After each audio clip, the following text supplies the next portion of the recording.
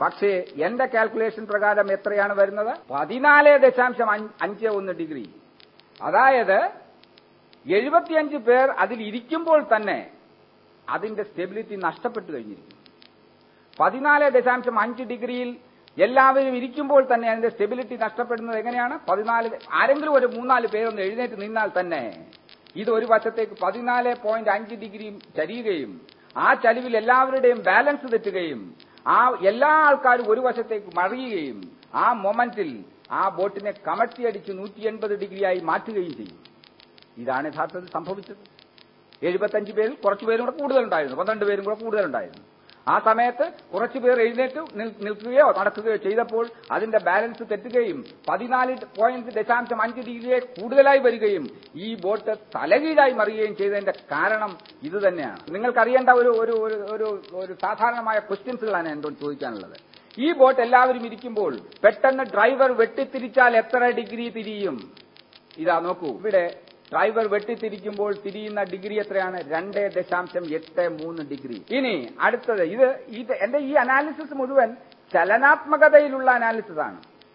ശ്രീ അനന്ത സുബ്രഹ്മണ്യം ഇതുണ്ടാക്കുമ്പോൾ നടത്തിയത് നിശ്ചലാത്മകതയിലുണ്ടായ അനാലിസിസ് ആണ്. അദ്ദേഹം ചലനാത്മകതയിലുള്ള അനാലിസിസ് നടത്തി എപ്പോഴാണ്? ഞാൻ പറഞ്ഞപ്പോഴാണ്. ചലനാത്മകതയിലുള്ള അനാലിസിസ് അദ്ദേഹം ഒരിക്കലും നടത്തിയിട്ടില്ല.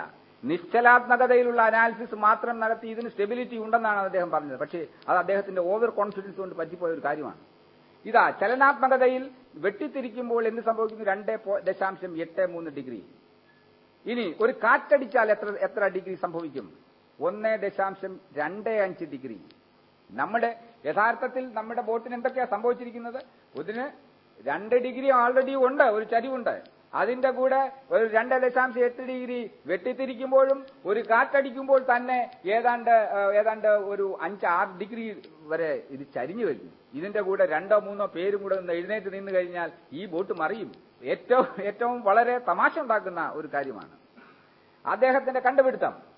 എല്ലാവരും എഴുന്നേറ്റ് നിന്ന് കഴിഞ്ഞാൽ എന്ത് സംഭവിക്കും? ഈ 75 പാസഞ്ചേഴ്സും എഴുന്നേറ്റ് നിന്ന് കഴിഞ്ഞാൽ എന്ത് സംഭവിക്കും? 75 പാസഞ്ചേഴ്സും എഴുന്നേറ്റ് നിന്ന് കഴിഞ്ഞാൽ അദ്ദേഹം പറയുന്നത് 9 ഡിഗ്രി മാത്രമേ ചരിയത്തുള്ളൂ എന്നാണ്. ഇതാ അതിന്റെ കർവ് വന്ന് മീറ്റ് ചെയ്ത് താഴേക്ക് വരുമ്പോൾ ഏതാണ്ട് 10-അടുത്ത് വരുന്നു. അതായത് 9 ഡിഗ്രിയിൽ ചരിയത്തുള്ളൂ. പക്ഷേ യഥാർത്ഥത്തിൽ എത്രയാണ് ചരിയുന്നത്? ഈ കർവ് ഇവിടെ മീറ്റ് ചെയ്യുന്നേയില്ല. അതിന്റെ അർത്ഥം എന്താണ്? ഈ ബോട്ടിന് എല്ലാവരും എഴുന്നേറ്റ് നിന്നാൽ തന്നെ അപ്പം തന്നെ വീഴും എന്നുള്ളത്. ആ നിമിഷം എല്ലാവരും എഴുന്നേറ്റ് നിൽക്കുന്ന ഒരു സാഹചര്യത്തിൽ ഒന്നും വേണ്ട, അത് അപ്പോൾ തന്നെ വീഴും അതെന്നുള്ളത് ഉറപ്പാണ്. അതുകൊണ്ടാണ് നേരത്തെ ഉണ്ടായ ഒരു കണ്ടുപിടുത്തം എന്ന് പറയുന്നു, ഇത് ഒരിക്കലൊന്ന് മറിഞ്ഞിരുന്നു എന്ന് പറയുന്നു. മറിഞ്ഞു വേറൊരു ബോട്ടിൽ തട്ടി നിന്നിരുന്നു എന്ന് പറയുന്നുണ്ട്. നേരത്തെ ക്രൈംബ്രാഞ്ച് തന്നെ പറയുന്നു. അതിന്റെ കാരണം എന്താണ്? എല്ലാവരും എഴുന്നേറ്റ് നിന്നാൽ തന്നെ അതിന് സ്റ്റെബിലിറ്റി ഇല്ല. അപ്പോൾ ഇതിൽ നമ്മൾ മനസ്സിലാക്കേണ്ടത് എന്താണ്?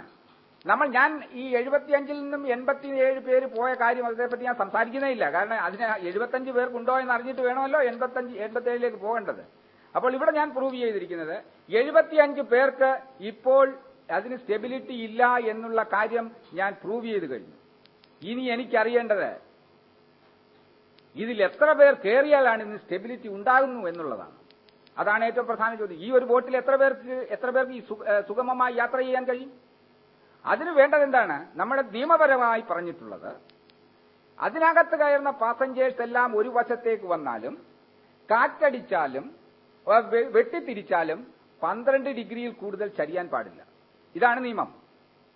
അപ്പോൾ ഈ നിയമത്തിനെ അടിസ്ഥാനപ്പെടുത്തിക്കൊണ്ട് ഞാൻ ഒരു റിവേഴ്സ് എഞ്ചിനീയറിംഗ് നടത്തി. റിവേഴ്സ് എഞ്ചിനീയറിംഗ് എന്ന് പറഞ്ഞാൽ എന്താണ്? നമ്മൾ നിലനിൽപ്പിലുള്ള ഒരു വസ്തുവിൽ നിന്നും അതിന്റെ കാൽക്കുലേഷനിലേക്ക് പോവുകയാണ്. സാധാരണ എഞ്ചിനീയറിംഗ് എന്ന് പറഞ്ഞാൽ കാൽക്കുലേഷനും ഡ്രോയിങ്ങും എല്ലാം ഉണ്ടാക്കിയിട്ടാണ് അത് ഉണ്ടാക്കുന്നത്. അപ്പൊ റിവേഴ്സ് എഞ്ചിനീയറിംഗ് എന്ന് പറഞ്ഞാൽ എന്താണ്? റിവേഴ്സ് എഞ്ചിനീയറിംഗ് എന്ന് പറഞ്ഞാൽ നിലനിൽക്കുന്ന ഒരു ബോട്ടോ ബിൽഡിങ്ങോ അതിൽ നിന്നും അതിന്റെ കാൽക്കുലേഷനിലേക്ക് തിരിച്ചു പോകുന്നതിനാണ് റിവേഴ്സ് എഞ്ചിനീയറിംഗ്. അപ്പോൾ റിവേഴ്സ് എഞ്ചിനീയറിംഗ് ഞാൻ നടത്തി. 75 പേർക്ക് സ്റ്റെബിലിറ്റി ഇല്ല. അപ്പോൾ ഞാൻ എന്ത് ചെയ്തു? അടുത്ത 65 പേർക്ക് സ്റ്റെബിലിറ്റി ഉണ്ടോ എന്ന് നോക്കി. സ്റ്റെബിലിറ്റി ഇല്ല. 55 പേർക്ക് സ്റ്റെബിലിറ്റി ഉണ്ട്. 50 പേർക്കുണ്ടോ എന്ന് നോക്കി. സ്റ്റെബിലിറ്റി ഇല്ല. 45 പേർക്ക് സ്റ്റെബിലിറ്റി ഉണ്ടോ എന്ന് നോക്കി. സ്റ്റെബിലിറ്റി ഇല്ല. അവസാനം ഞാൻ വന്ന് നിന്നപ്പോൾ എനിക്ക് കിട്ടിയത് എത്രയാണ്? 42 പേര്. 42 പേർ ഇതിൽ കയറുമ്പോൾ അതിനകത്ത് കാറ്റടിച്ചാൽ, അത് വെട്ടിത്തിരിച്ചാൽ, അതിനകത്തുള്ള എല്ലാവരും ഒരു വശത്തേക്ക് വന്നാൽ 11.46 ഡിഗ്രിയാണ് വരുന്നത്. അതായത് 12 കഴിഞ്ഞിട്ടില്ല എന്നർത്ഥം. അതിൽ നിന്ന് മനസ്സിലാക്കേണ്ടത് എന്താണ്? ഈ ബോട്ടിന് ഈ 42 പേര് മുകളിൽ കയറാൻ പാടില്ല, താഴെ ആയിരിക്കണം. അപ്പോൾ അതിൽ നിന്ന് മനസ്സിലാക്കേണ്ടത് ഈ ബോട്ടിന് ഒരിക്കലും രണ്ടാമത്തൊരു ഡെക്ക് ഉണ്ടാകാൻ പാടില്ല. ഇതിനുണ്ടാകേണ്ടത് താഴെ ഒരു ഡെക്ക് മാത്രമുള്ള ഒരു ബോട്ടായിരുന്നിരിക്കണം.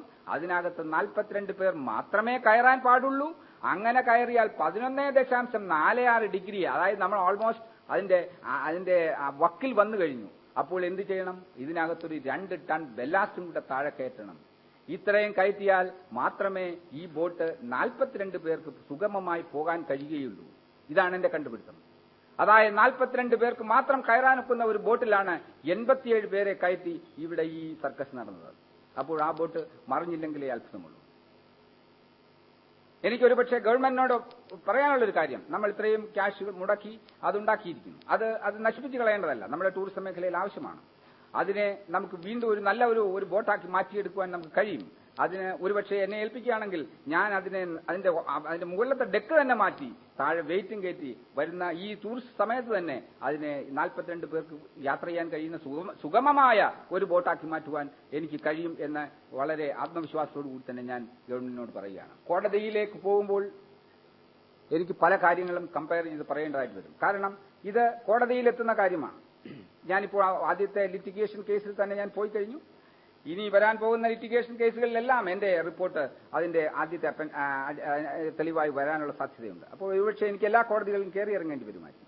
അപ്പോൾ കോടതിയിൽ സമർപ്പിക്കുവാൻ എനിക്ക് വേറെ ചില കാര്യങ്ങളുണ്ട്. ഇതൊക്കെയാണെന്ന് വളരെ സിമ്പിളായിട്ട് എനിക്ക് പറയാൻ കഴിയും. അതായത് ഇതൊക്കെയാണ് അദ്ദേഹത്തിന്റെ സെന്റർ ഓഫ് ഗ്രാവിറ്റിയും എന്റെ സെന്റർ ഓഫ് ഗ്രാവിറ്റിയുമായിട്ടുള്ള വ്യത്യാസം. അതായത് എന്റെ അല്ല, ആക്ച്വൽ ആയിട്ടുള്ള അദ്ദേഹം ഡിസൈൻ ചെയ്തപ്പോൾ ഉണ്ടായിരുന്ന സെന്റർ ഓഫ് ഗ്രാവിറ്റി എത്രയാണ്? 1.73 ഡിസൈൻ ചെയ്തപ്പോൾ. നമ്മൾ ഇൻക്ലൈനിങ് എക്സ്പെരിമെന്റ് നടത്തി കണ്ടുപിടിച്ചത് എത്രയാണ്? 2.23.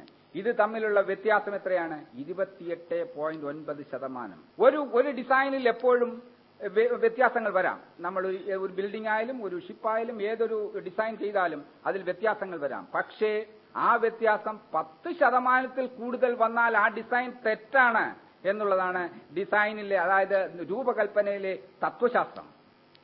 ഇത് തത്വശാസ്ത്രമാണ്, ഇത് റൂളല്ല.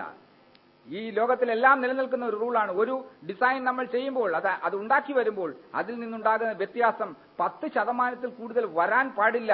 അങ്ങനെ വന്നാൽ ആ രൂപകൽപ്പന തെറ്റാണ് എന്നുള്ളതാണ് രൂപകൽപ്പനയിലെ തത്വശാസ്ത്രം. 2, ഇതിന്റെ വെയിറ്റ് തമ്മിലുള്ള വ്യത്യാസം ഒന്ന് നോക്കാം. ഇതിന് ആളുകൾ 75 പേരെ കയറ്റിയാൽ അദ്ദേഹത്തിന്റെ കാൽക്കുലേഷൻ അനുസരിച്ച് കിട്ടുന്ന എത്രയാണ്? 13.5. പക്ഷെ യഥാർത്ഥത്തിൽ എത്രയാണ്? 19.4. ഇത് തമ്മിലുള്ള വ്യത്യാസം എത്രയാണ്? 43.7%. ഇതൊക്കെ കാണിക്കുന്നത് ഈ ഡിസൈനും ഇതിന്റെ യാഥാർത്ഥ്യവുമായി വളരെയധികം അകന്നു നിൽക്കുന്ന ഒരു സാഹചര്യമാണുള്ളത്. ഇനി ഇതിന്റെ സ്റ്റെബിലിറ്റിയെ പറ്റി നമുക്ക് നോക്കാം. അദ്ദേഹത്തിന്റെ കാൽക്കുലേഷൻ അനുസരിച്ചിട്ട് 75 പേർ ഇരുന്നാൽ 8.5 ഡിഗ്രി ആണെങ്കിൽ യഥാർത്ഥത്തിൽ അത് 14.5 ഡിഗ്രിയാണ് കിട്ടുന്നത്. എത്രയാണ് വേരിയേഷൻ? 71%.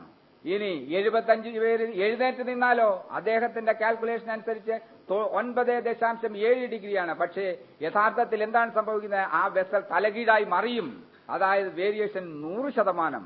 ഒരു കാറ്റടിച്ചാൽ അദ്ദേഹത്തിന്റെ കാൽക്കുലേഷൻ അനുസരിച്ച് 0.67, പക്ഷേ യഥാർത്ഥത്തിൽ എത്രയാ? 1.25. വേരിയേഷൻ 87%. ഒരു ടേണിംഗ് എടുത്താൽ, വെട്ടിത്തിരിച്ചാൽ എന്ത് സംഭവിക്കും? അദ്ദേഹത്തിന്റെ കാൽക്കുലേഷൻ അനുസരിച്ചിട്ട് 1.51 ഡിഗ്രി, അതിലെ വേരിയേഷൻ 87%. അപ്പോൾ ഇതിൽ നിന്നെല്ലാം നമുക്ക് മനസ്സിലാക്കേണ്ടത് ഈ ഡിസൈൻ എന്നത് ഫണ്ടമെന്റലി റോങ് ആണെന്നുള്ളതാണ്. ഇനി ഇത് നമ്മൾ ചെക്ക് ചെയ്യുന്നത് എങ്ങനെയാണ്?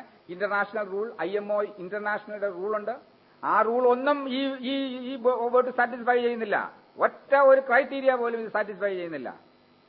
ഇനി പാസഞ്ചർ കപ്പാസിറ്റി ഞാൻ നിങ്ങളോട് പറഞ്ഞു. 75 പേർ കയറേണ്ട സ്ഥലത്ത് എത്ര പേരാണ് യഥാർത്ഥത്തിൽ കയറേണ്ടത്? 42 പേർക്ക് വേണ്ടി മാത്രം കപ്പാസിറ്റി ഉള്ള ഒരു ബോട്ടായിരുന്നു ഇത്. പിന്നെ ഇതിനെല്ലാം ഉപരിയായി കുറെ മൈനർ ചെറിയ ഫോൾട്ടുകളുണ്ട്. എന്റെ ഈ കാൽക്കുലേഷൻ തെറ്റാണെന്നും ഈ ബോട്ടിന് സ്റ്റെബിലിറ്റി ഉണ്ട് എന്ന് ലോകത്തിലുള്ള ഏതെങ്കിലും ഒരു നേവൽ ആർക്കിടെക്ട് പ്രൂവ് ചെയ്യുകയാണെങ്കിൽ അന്ന് ഞാൻ നേവൽ ആർക്കിടെക്ചറിലുള്ള എന്റെ പ്രൊഫഷൻ നിർത്തിവെക്കാൻ തയ്യാറാണ്.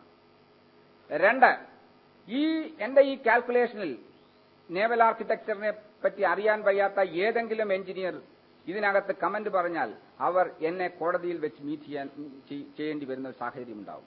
കാരണം എന്റെ ഈ റിപ്പോർട്ട് ഒരുപക്ഷെ പല കോടതികളിലും എത്തുന്നതാണ്. അവിടെ വെച്ച് എന്റെ ഈ റിപ്പോർട്ട് തെറ്റാണെന്നോ ഇതിനെപ്പറ്റി അറിയാൻ വയ്യാത്ത ആരെങ്കിലും പറഞ്ഞു കഴിഞ്ഞാൽ അവർക്ക് കോടതിയിൽ വരേണ്ടി വരും. ഈ രണ്ട് കാര്യങ്ങളാണ് എനിക്ക് അവസാനമായി പറഞ്ഞു നിർത്താനുള്ളത്.